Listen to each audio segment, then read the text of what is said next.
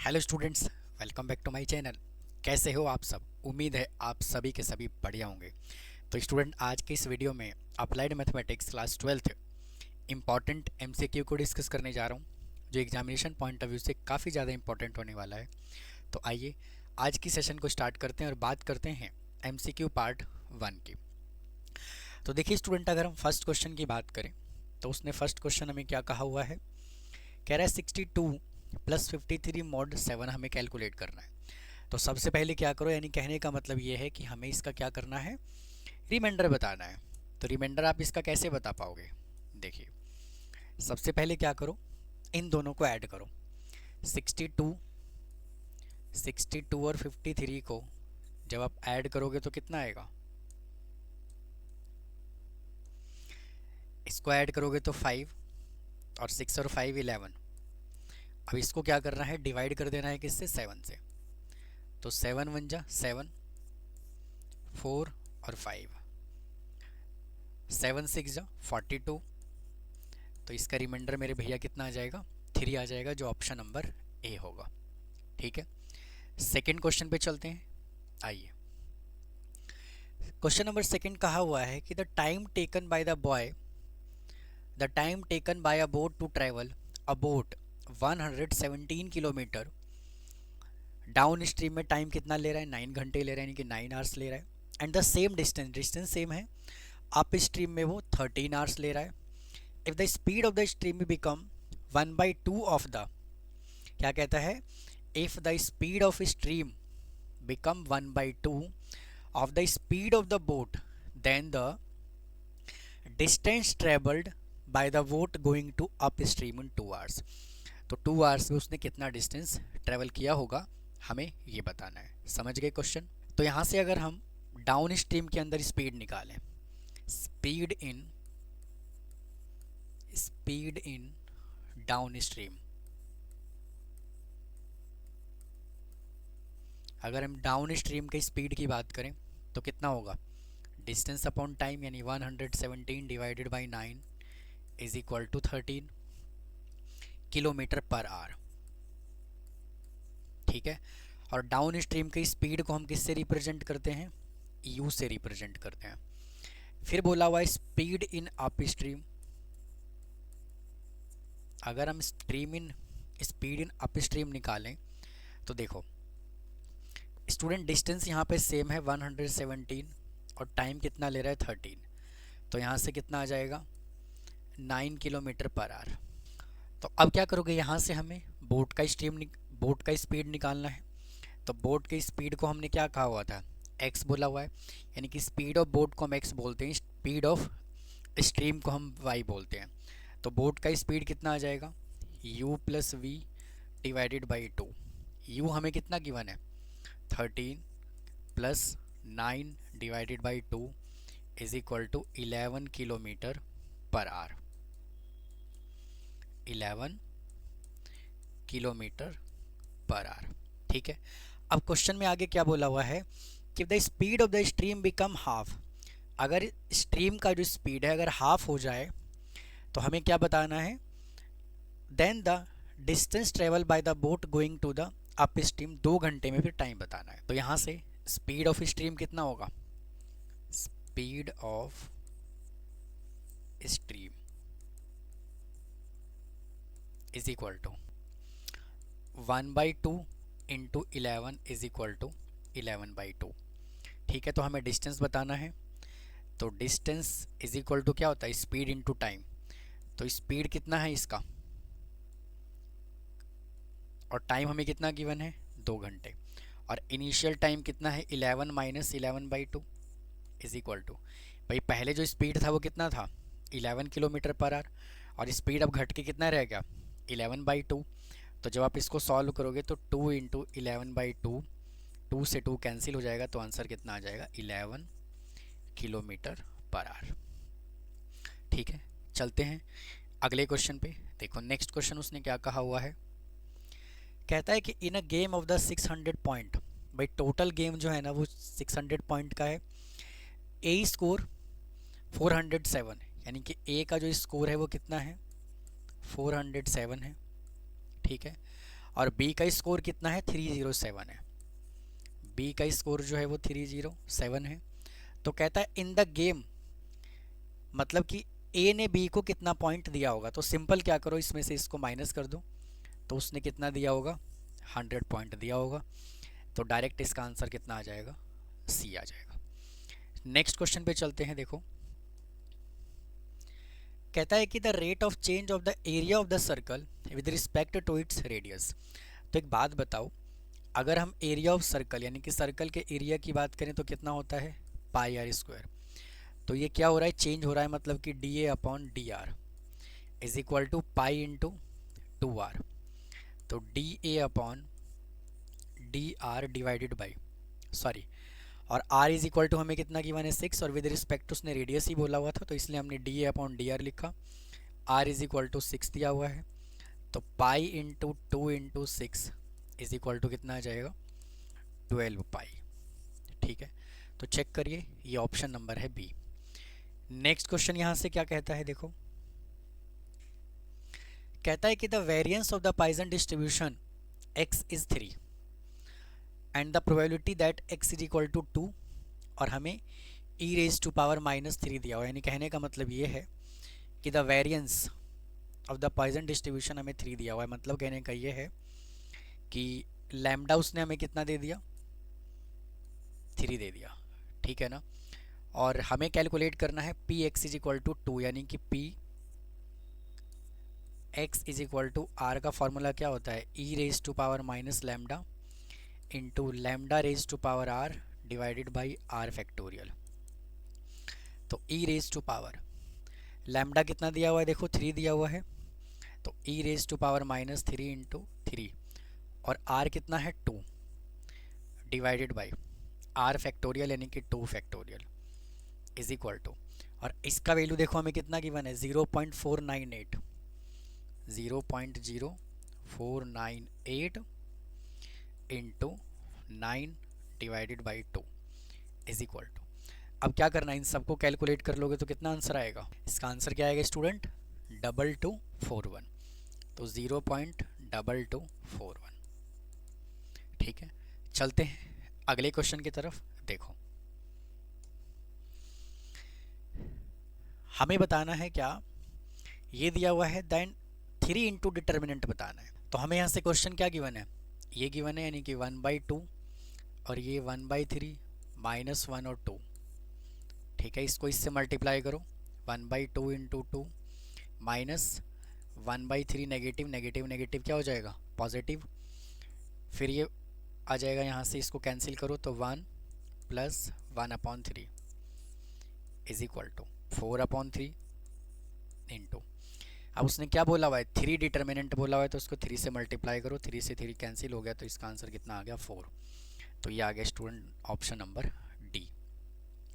Next question यहाँ से क्या कहा हुआ है, देखो कहता है कि factory produce bulb the probability that the one bulb is defective कितना है, यानी कि P उसने कितना दे दिया 1/50, 1/50, तो Q यहाँ से कितना आ जाएगा 49/50, कितना आ जाएगा 49/50, and they are packed in the 10 boxes, और n उसने हमें कितना दे दिया 10 दे दिया। From the single box the probability that none of the bulb is defective, यानी कि एक भी बल्ब जो है वो डिफेक्टिव नहीं होना चाहिए। यानी कि हमें कैलकुलेट क्या करना है P X is equal to 0। ठीक है, तो अगर हम इसके फॉर्मूले की बात करें तो फॉर्मूला क्या होता है P X is equal to R is equal to N C R P raise to power R into Q raise to power N minus R. भाई हाँ कि ना, तो क्या बोला हुआ है एक भी बल्ब डिफेक्टिव नहीं होना चाहिए, तो यहाँ से 10C और R कितना आएगा 0, P कितना है 1/50 रेज टू पावर R कितना है चेक करो, R है स्टूडेंट यहाँ से 0, फिर Q कितना है 49/50 और 10 - 1, तो 10C 0 1 होता है, ये भी 1 है, और यहाँ से कितना आ गया 49/50 रेज टू पावर 10। स्टूडेंट यहाँ 0 आएगा क्योंकि R 0 है, तो देखिए इसका ऑप्शन नंबर कौन सा आ जाएगा, ऑप्शन नंबर बी है। ठीक है, नेक्स्ट क्वेश्चन उसने क्या कहा हुआ है, कहता है कि the additive model of the time series, अगर हम टाइम सीरीज के एडिटिव मॉडल की बात करें तो क्या होता है, टी से ट्रेंड, एस से सीजनल, सी से क्या होता है साइकिल, और आई का मतलब इरेगुलर। तो स्टूडेंट इसका जो ऑप्शन है कौन से वाला है, ए ऑप्शन है। नेक्स्ट क्वेश्चन क्या कहता है, देखो यहाँ से कहता है कि in a time series value of the variable Y depend on the time T present F Y. क्या बोला हुआ है, 4 कंपोनेंट है, 2 कंपोनेंट है, 3 कंपोनेंट है या फिर 5 कंपोनेंट है। तो इसके अंदर स्टूडेंट क्या कहा हुआ है कि अगर हम टाइम सीरीज की बात करें तो कितने कंपोनेंट होते हैं, टोटल 4 कंपोनेंट होता है। अभी अभी मैंने आपको बताया है, देखो क्या होता है, टाइम से टी का मतलब ट्रेंड, एस का मतलब सीजनल, सी का मतलब साइक्लिकल, और आई का मतलब क्या होता है, इरेगुलर। तो यहाँ से टोटल कितने कंपोनेंट हुए भाई, टोटल 4 कंपोनेंट हुआ। ठीक है, अगला क्वेश्चन यहाँ से क्या कहा हुआ है, देखो कहता है कि a person invests 20,000 in a mutual fund in a 2016। भाई 2016 में जो है ना वो कितना इन्वेस्ट करता है, 20,000, यानी कि अगर हम प्रेजेंट वैल्यू की बात करें तो कितना दिया हुआ है उसने, 20,000। The value of the mutual fund increase in 2021 में 32,000, यानी कि फ्यूचर वैल्यू उसने हमें कितना दे दिया, 32,000। ठीक है, फिर बोला हुआ है इन द CAGR हमें बताना है। तो देखो अगर ऐसा क्वेश्चन आया और MCQ का क्वेश्चन आया ना तो आपको कुछ भी नहीं करना, जब भी आप इसको कैलकुलेट करोगे ना तो आपको यही मिलेगा। समझ में बात आई। और फिर क्या करना है, इसको 1 में से माइनस करके 100 से मल्टीप्लाई कर दो। डायरेक्ट अगर करना चाहो तो 1.098 माइनस 1, और इसको परसेंटेज में चेंज करने के लिए 100 से मल्टीप्लाई कर दीजिए, तो आपका ना डायरेक्ट आंसर कितना आ जाएगा, 9.8%। ठीक है, डायरेक्ट आपका आंसर कितना आएगा, 9.8%। समझ में बात आई। आप इसको डिटेल में भी कर सकते हो, future value upon present value, future value upon present value raise to power 1 upon n-1। तो ये कितना है, फ्यूचर वैल्यू 32,000, प्रेजेंट वैल्यू कितना है इसका 20,000, एन कितना है 5 ईयर्स है क्योंकि 16 और 5 21 -1, तो 1.6 रेज टू पावर 1/5 -1। देखो चेक करो, कैलकुलेट करोगे तो वही आएगा। चलते हैं नेक्स्ट क्वेश्चन की तरफ। देखो the formula of the calculating CAGR, अभी अभी मैंने आपको बताया है CAGR का फार्मूला क्या होता है, future value upon present value raise to power 1 upon n। क्या होता है देखिए, कहीं पे स्टूडेंट यहाँ पे मिस प्रिंट है, future value upon present value raise to power 1 upon n आएगा यहाँ पर। ठीक है, तो इसका आंसर जो होगा स्टूडेंट क्या होगा, बी होगा। ठीक है, देखिए क्वेश्चन नंबर 12 क्या कहा हुआ है, कहता है कि if a furniture dealer estimate that form the sale of the one table and he can make profit 250, यानी कि मेरे भैया टेबल पे जो प्रॉफिट है ना वो कितना है 250, तो चेयर पे कितना होगा, कहता है form the sale of the one chair profit 75, और चेयर पे जो प्रॉफिट है वो कितना का है 75। एक्स को उसने चेयर कह दिया, वाई को उसने टेबल कह दिया, तो सिंपल सी कहानी है, एक्स को जब उसने चेयर कहा तो 75x प्लस 250y, बस यही तो बनेगा। ये ऑप्शन नंबर है ए। अगला क्वेश्चन पे चलते हैं, देखो क्या कहा हुआ उसने, कहता है कि the process of making estimate about the population perimeter from the sample, इसको हम क्या कहते हैं, इसको हम क्या कहते हैं, इन्फरेंसेस बोलते हैं। डायरेक्ट डेफिनेशन दिया हुआ इसके अंदर। अगला क्वेश्चन पे चलते हैं, देखो क्या कहता है, a number of the population is called, population को हम क्या बोलते हैं, एलिमेंट बोलते हैं। चलते हैं अगले क्वेश्चन की तरफ। देखो कहता है क्या, ए स्क्वायर माइनस 5a, क्या कहा हुआ है, ए स्क्वायर माइनस 5a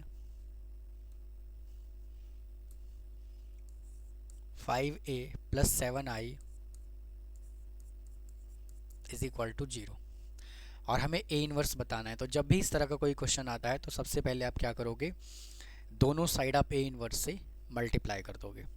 तो दोनों साइड जब आप ए इनवर्स से मल्टीप्लाई करोगे तो A inverse into A square minus 5a plus A inverse into A आएगा, A inverse into A plus 7a inverse into I is equal to 0। तो A inverse और ए स्क्वायर को ए into ए में break करो और इसको एक ब्रैकेट में रखो, माइनस 5। अगर हम यहाँ से ए इनवर्स ए की बात करें ना तो ये आई के इक्वल होता है, तो इसकी जगह पर हम क्या करेंगे, आई लिखेंगे प्लस, और इसको जब मल्टीप्लाई करेंगे तो क्या आएगा, ए इनवर्स आएगा। क्योंकि आई से कुछ भी वैल्यू मल्टीप्लाई करते हैं तो हमेशा क्या आता है, सेम वैल्यू आता है, और आई का मतलब क्या होता है, आइडेंटिटी मैट्रिक्स होता है। तो वापस से इसकी जगह पर आई लिखेंगे, I into A minus 5i plus 7a inverse is equal to 0 is equal to 0। I A को हम वापस से ए लिखेंगे, minus 5i is equal to minus 7a inverse. तो माइनस कॉमन ले लो और 7 भी इधर लेकर के आ जाओ, तो ये हो जाएगा 5i minus A is equal to minus A inverse. तो माइनस से माइनस कैंसिल हो जाएगा। चेक करो 1/7 इंटू 5i माइनस ए कहाँ दिया हुआ, ये रहा। ठीक है, अगले क्वेश्चन पे चलते हैं। देखिए नेक्स्ट क्वेश्चन उसने क्या कहा हुआ है, हमें इसका वैल्यू बताना है। तो देखो सिंपल सी कहानी है, इसके अंदर क्या, ये 2 गिवन है और ये 3 गिवन है और 3 raise to power x given है इंटू डी एक्स। तो क्या करो, ए एक्स, देखो अगर हम यहाँ से ए एक्स का डेरिवेटिव करते हैं ना तो ए एक्स इंटू लॉग ए होता है, लेकिन अगर हम यहाँ से ए एक्स का इंटीग्रेशन करते हैं तो ए एक्स इंटू लॉग ए डिवाइड में चला जाता है। ठीक है, तो यहाँ से 3x as it is divided by log 3, और लिमिट भी हमें गिवन है 2 से 3। ठीक है, तो पहले 3 पुट करो, तो 3 का square divided by log 3 minus student 3 का स्क्वायर नहीं आएगा, 3 का क्यूब आएगा, 3 का क्यूब माइनस 3 का स्क्वायर डिवाइडेड बाई लॉग 3। तो यहाँ से 27 में से 9 को माइनस करोगे तो कितना आएगा, 18 अपॉन लॉग 3। चेक करो कौन सा आंसर है, ये वाला। ठीक है, आ रहा हूँ अगले क्वेश्चन पे चलते हैं। देखो अब उसने कहा हुआ है द यूनिट डिजिट। देखो जब भी हमें यूनिट डिजिट निकालना हो ना तो हम क्या करते हैं, यूनिट डिजिट में 10 से डिवाइड करते हैं। और जब 2 डिजिट निकालना हो तो 100 से, 3 डिजिट निकालना हो तो 1000 से। तो हमें क्या करना है, यहाँ पे 11 रेज टू पावर कितना है, 24, इसको हमें 10 से डिवाइड करना है। तो एक बात बताओ, क्या मैं 11 को 11 का स्क्वायर रेज टू पावर 12 लिख सकता हूँ डिवाइडेड बाई 10? तो यहाँ की ना, तो 121 raise to power 12 divided by 10, और 121 को जब 10 से डिवाइड करोगे तो रिमाइंडर कितना आएगा, 1 आएगा। तो 1 रेज टू पावर जब 12 करोगे तो इसका आंसर क्या आएगा, 1 ही तो आएगा। ये देखिए ऑप्शन नंबर है डी। ठीक है, आइए अगले क्वेश्चन पे चलते हैं। देखो हमें ये गिवन है, असर्शन और रीजन का क्वेश्चन गिवन है। तो क्या करोगे, देखो जब भी अगर हमें मोड x गिवन है तो हम इसको कैसे लिखते हैं, -a से लेकर के x, और ये तो स्टूडेंट रीजन तो करेक्ट दिया हुआ है ना। पहले असर्शन चेक कर लेते हैं, रीजन तो करेक्ट ही है। तो x -5 और यहाँ क्या आएगा 2, और इधर क्या आएगा -2। -5 को एलिमिनेट करने के लिए मैं क्या करूँगा, यहाँ से +5 करूँगा तीनों साइड। तो -2 + 5 x -5 + 5 लेस देन 2 + 5। तो 3 लेस देन, इससे कैंसिल हो जाएगा, x लेस देन 7। वहाँ पे 3 और 7 तो गिवन है, लेकिन क्लोज इंटरवल गिवन है, और इंटरवल कौन से वाला आएगा, ओपन इंटरवल। तो 3 और 7 तो आएगा, लेकिन ओपन इंटरवल आएगा। ठीक है, तो मेरे भैया इसका असर्शन तो फॉल्स है बट रीजन ट्रू है, तो इसका ऑप्शन नंबर डी होगा। तो आप इसको नोट कीजिए, फिर चलते हैं अगले क्वेश्चन पर। आइए अगले क्वेश्चन पे चलते हैं। देखो, असर्शन और रीजन की बात करें तो हमें देखो कंडीशन क्या गिवन है, 3 into P X is equal to 2 is equal to P X is equal to 4। तो पहले इसको वेरीफाई करते हैं कि क्या ये आंसर आ रहा है कि नहीं आ रहा। तो क्या करोगे, 3 को लिखो एज इट इज़, है ना, और फार्मूला क्या होता है, e raise to power minus lambda lambda raise to power r divided by r factorial is equal to, यही फार्मूला होता है P X is equal to R का, है ना, P X is equal to R. ठीक है ना। तो क्या करो, 3 को लिखो एज इट इज़ और e raise to power lambda की जगह लैम्डा रखो, और lambda raise to power 2 divided by 2 factorial is equal to, और यहाँ पे हमें क्या गिवन है, P X is equal to 4, तो e raise to power minus lambda, है ना, और lambda raise to power 4 divided by 4 factorial. तो इससे तो ये कैंसिल हो जाएगा, तो यहाँ पे कितना आया, 3 इंटू लैम्डा का square divided by 2 into 1 is equal to lambda raise to power 4 4 into 3 into 2 into 1। तो देखो 2 से 2 कैंसिल हो जाएगा, इससे ये कैंसिल हो जाएगा लैम्डा रेज टू पावर 2 पे, तो 4 3 जा 12 और 3 जा 36 is equal to lambda square, तो लैम्डा यहाँ से कितना आ जाएगा 6। अब हमें क्या निकालना है, P X is equal to 3, तो e raise to power lambda हमने कितना निकाला 6, तो -6 और 6 raise to power 2, sorry R3 है, तो 3 divided by 3 into 3 factorial, 3 factorial, तो e raise to power -6 into 6 into 6 into 6 divided by 3 into 2, इससे कैंसिल हो जाएगा, तो 36 e रेज टू पावर -6। तो देखो असर्शन तो बेटा बिल्कुल करेक्ट है ना, और इसका रीजन भी बिल्कुल करेक्ट है, क्योंकि पॉइसन डिस्ट्रीब्यूशन में यही फार्मूला हम अप्लाई करते हैं। ठीक है, तो इसका मतलब ये है कि इसका जो ऑप्शन होगा वो क्या होगा, ए होगा, क्योंकि असर्शन भी करेक्ट है और रीज़न भी करेक्ट है।